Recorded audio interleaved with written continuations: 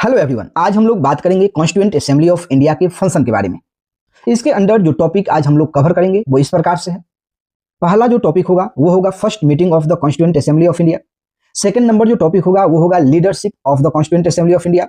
और जो हमारा थर्ड नंबर टॉपिक होगा वो होगा important decision taken by the constituent assembly of India.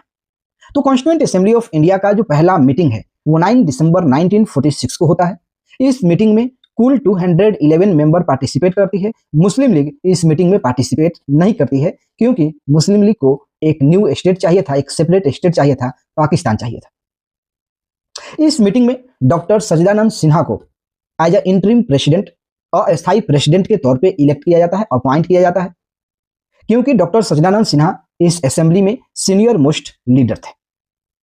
उसके 2 दिन बाद यानी कि 11 दिसंबर 1946 को डॉक्टर राजेंद्र प्रसाद को as a permanent president elect किया जाता है और डॉक्टर राजेंद्र प्रसाद के साथ ही साथ एससी मुखर्जी और वीटी कृष्णमाचारी को as a vice president of the constituent assembly of India appoint किया जाता है। अब आइए जानते हैं कॉन्स्टिट्यूएंट असेंबली ऑफ इंडिया के फंक्शन के बारे में। आपको पता है मई 1949 को जो कॉन्स्टिट्यूएंट असेंबली ऑफ इंडिया है वो इंडिया को as a commonwealth of member ratified करती है, सैंक्शन करती है। 22 जुलाई 1947 को constituent assembly of India national flag को ऑफिशियली अडॉप्ट करती है।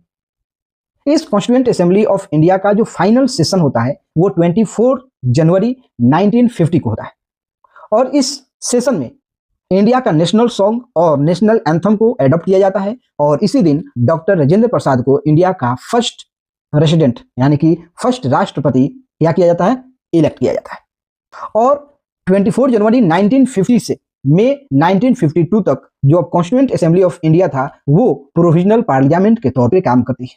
कॉन्स्टिट्यूएंट असेंबली ऑफ इंडिया का टोटल 11 सेशन होता है और पूरे कॉन्स्टिट्यूशन को बनाने में जो टोटल टाइम पीरियड है वो है 2 ईयर 11 मंथ 18 डेज।